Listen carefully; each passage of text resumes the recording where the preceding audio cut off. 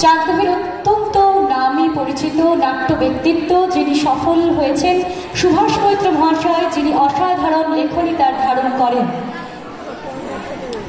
আমি তাকে মঞ্চে আসার জন্য জানাচ্ছি, করো তালি হোক সকলে মিলে।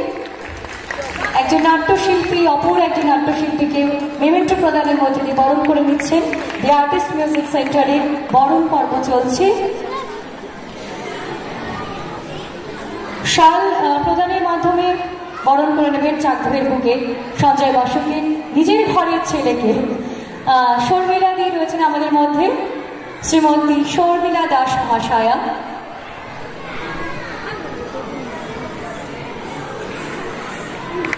একটু করতালি হোক সকলে মিলে। অত্যন্ত আনন্দের সময় আমাদের এই মুহূর্তে।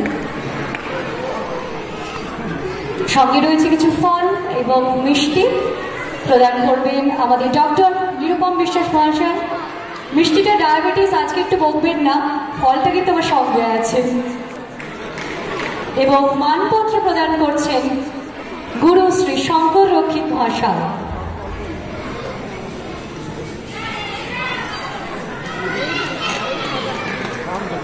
একটু করতালি হোক সকলে মিলে। সঞ্জয়দা এখন চাকরি খুবই কম থাকতেই পারেন না, কারণ ইন্ডাস্ট্রিতে সোম থেকে রবি বলে কোনো ছুটি নেই। তবুও যে সে সময় করে আমাদের মধ্যে এসেছেন, এটা অত্যন্ত আমাদের আনন্দের।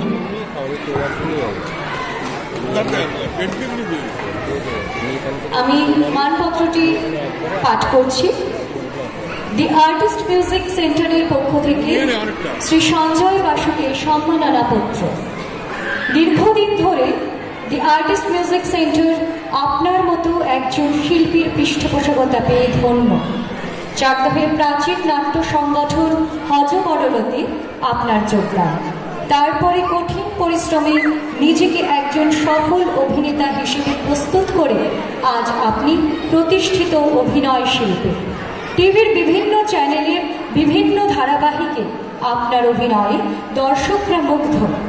দীর্ঘদিন ধরে শ্রম ও নিষ্ঠার সঙ্গে নিজেকে প্রস্তুত করার এই সাধনা নবীন শিল্পীদের প্রেরণা।